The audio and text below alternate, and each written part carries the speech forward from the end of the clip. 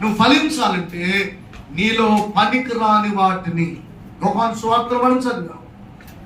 ఫలించాలని ఆశ కలిగి ఉన్న నీ పక్కన నిన్ను ఫలించనివట్లా. నువ్వు పెందలాడి గుడికి వెళదామనుకున్నా నీ పక్కన వెళ్దామని అంటున్నారు. అర్థమవుతుందండి? కాబట్టి మనం ఏం చేయాలి? ఇప్పుడు ఆ పనికిరాని వాటిని మనం ఏం చేయాలి? ఇప్పుడు తీసి పారేయాలి.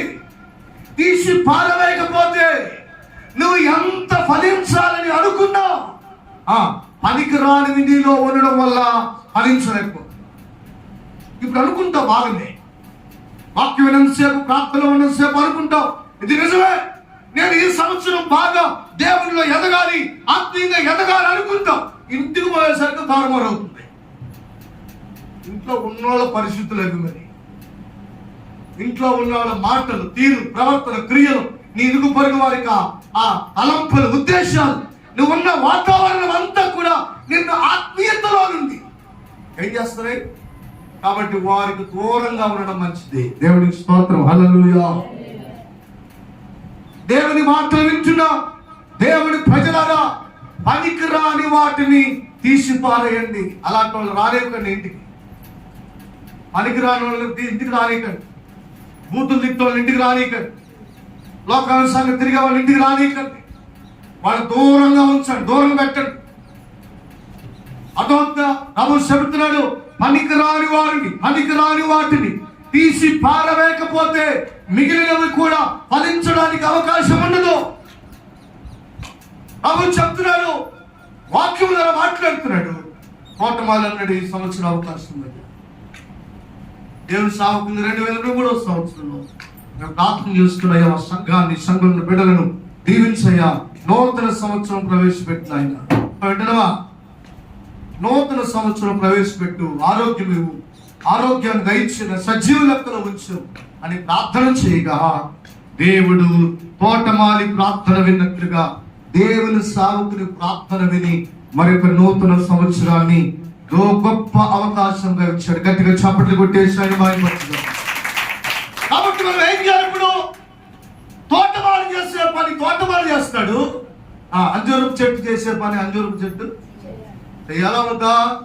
చేయడానికే కదా అవకాశం ఇచ్చింది, చేయడానికే కదా మరొక సంవత్సరం ఇచ్చాడు. కాబట్టి ఏం చేయాలి?